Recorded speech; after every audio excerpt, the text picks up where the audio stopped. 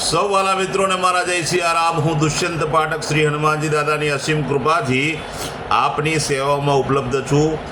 તો આજનો ઉપાય આ વિષયની અંદર તારીખ છે 6 જૂન 2026 અને વાર છે શનિવાર।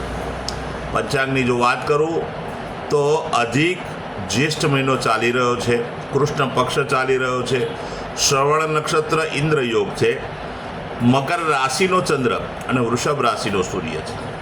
વાલા મિત્રો, અશુભ સમયની જો વાત કરું તો રાહુકાળ સવારે 9:04 થી 10:45 સુધી છે અને યમઘંટ બપોરે 2:07 થી 3:48 સુધી છે। આ બંને સમય અશુભ સમય કહેવાય। અશુભ સમયની અંદર કોઈ પણ પ્રકારનું શુભ કાર્ય અને શુભ યાત્રા ન થાય। શુભ કાર્ય અને શુભ યાત્રા કરવા માટે કોઈ સારું ચોગડિયું, કોઈ સારું મુહૂર્ત લેવું જોઈએ, જેમાં ઉત્તમ અભિજીત મુહૂર્તનો સમય સવારે 11:59 થી 12:53 સુધી છે। આ સમયની અંદર તમે કોઈ પણ પ્રકારનું શુભ કાર્ય અને શુભ યાત્રા કરી શકો। વાલા મિત્રો, હવે વાત કરીશું આજના ઉપાયની। આજના ઉપાયની અંદર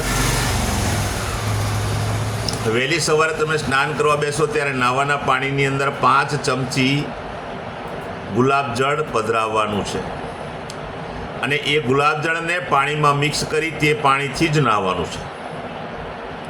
ચોખ્ખું પાણી ઉમેરી શકાય, સાબુ શેમ્પૂનો ઉપયોગ પણ કરી શકાય। સ્નાન થઈ ગયા પછી તમે વસ્ત્ર ધારણ કરી લો, ત્યાર પછી તમારે પગના તળિયામાં ડાબા અને જમણા પગના અંગૂઠાની નીચે સરસિયાના તેલનું તિલક કરવાનું છે। સાથે સાથે આ જે આંગળી છે, મોટી આંગળી જમણા હાથની મોટી આંગળી જે છે બીજા નંબરની, આ જગ્યાએ અને આ જગ્યાએ સરસિયાનું તેલ લગાડવાનું છે। આ જગ્યાએ અને આ જગ્યાએ બસ આટલું કરી લો। સંધ્યાકાળે પશ્ચિમ દિશા તરફનું મુખ રાખી શ્રી હનુમાનજી દાદાને કાગભૂષણની રામાયણજીનો પાઠ અને સાથે સાથે એક હનુમાન ચાલીસાનો પાઠ દાદાને અર્પણ કરો। રાત્રે સૂતા પહેલાં પોતાની જ પથારીમાં બેસવાનું, પલાઠી વાળવાની। ઓમ કૃષ્ણાય વાસુદેવાય હરે પરમાત્મને પ્રણતક્લેશનાશાય ગોવિંદાય નમો નમઃ આ મંત્ર યથાશક્તિ તમારે જપવાનો છે। આ તો આજનો ઉપાય। જે મારા વાલા મિત્રનો જન્મદિવસ 6 જૂન 2026 અને શનિવારના દિવસે છે, તેવા બધા જ વાલા મિત્રોએ ને સૌપ્રથમ તો તેમના જન્મદિવસની શુભકામના। શ્રી હનુમાનજી દાદા એમની મનોકામના પૂર્ણ કરે, બલબુદ્ધિને વિદ્યા આપે, સાથે સાથે એમનું અને એમના પરિવારનું રક્ષણ કરે। ઉપાયના ભાગરૂપે મેં કહ્યું તે પ્રમાણે સ્નાન, મેં કહ્યું તે પ્રમાણે સરસિયાના તેલના તિલક કરવાના।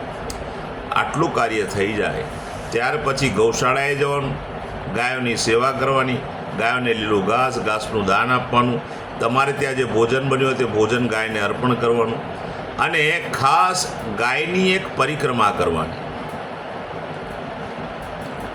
આટલું થઈ જાય ત્યાર પછી સંધ્યાકાળે તેલમાં તળેલું કોઈ પણ ફરસાણ હોય તે નાના નાના બાળકોને, જરૂરિયાતમંદ લોકોને, ખાસ કરીને શ્રમિકોને અને વડીલોને તમારે પ્રસાદના રૂપમાં, ભેટના રૂપમાં ફરસાણ આપવાનું છે।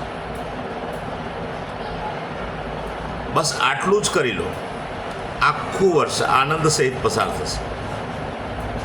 જે મારા વાલા મિત્રની મેરેજ એનિવર્સરી 6 જૂન 2026 શનિવારના દિવસે છે, બધા જ વાલા મિત્રોને સવારે સ્નાન કરી વડીલોના ચરણ સ્પર્શ કરવાના, પોતાની માતાને કોઈ પણ પ્રકારની ભેટ આપવાની। આટલું કાર્ય થઈ જાય ત્યાર પછી ગૌશાળાએ જવાનું, ગાયોની સેવા કરવાની, ગાયોને લીલું ઘાસનું દાન આપવાનું અને પતિ પત્નીએ ગાયની એક પરિક્રમા કરવાની। ત્યાર પછી કોઈ પણ વૃદ્ધાશ્રમમાં, અનાથાશ્રમમાં, વિધવાશ્રમમાં જરૂરિયાતમંદ લોકોને, શ્રમિકોને અને બ્રાહ્મણને જેમને પણ તમારે દાન આપવું હોય તેને આપી શકો છો। દાન છે ચોખાનું, તુવેરની દાળનું, તેલનું અને ગોળનું, વધુમાં શાકભાજી। બસ આટલું દાન કરી લો, ઉત્તમ પરિણામ આખું વર્ષ પતિ અને પત્નીને મળશે. એવું દાન ન કરવું હોય તો અનાથ આશ્રમ કે ત્યાં જઈને તમે આ સીધું ભોજન કરાવશો તો પણ ઉત્તમ ફળ પ્રાપ્ત થશે. વાલા મિત્રો, મારા બધા જ વિડીયો યુટ્યુબ પર હોય છે. મારી યુટ્યુબની ચેનલનું નામ છે દુષ્યંત પાઠક. મારી ચેનલને સબસ્ક્રાઈબ કરો, બેલ આઇકન અવશ્ય દબાવજો. હું નિયમિત એક વિડીયો મૂકું છું.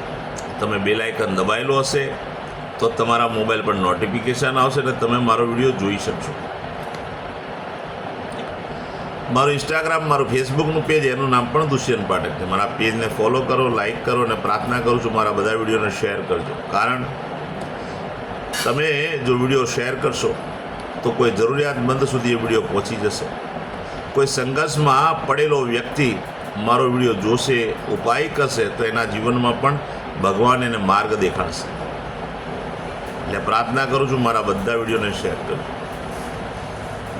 પ્રત્યેક દિવસ એક વાત ચોક્કસ કરું છું કે મારો વિડીયો એકવાર જોવાથી કે એકવાર ઉપાય કરવાથી તમને કોઈ સફળતા નહીં મળે, કોઈ પરિણામ નહીં મળે.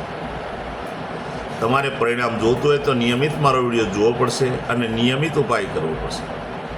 હું વિશ્વાસ સાથે કહું છું, તમે તમારા જીવનમાંથી સંઘર્ષ ઓછો થતો જાતે જોશો. નવા વિડીયો ફરીથી મળીશું. આપ સૌને મારા જય શ્રી રામ.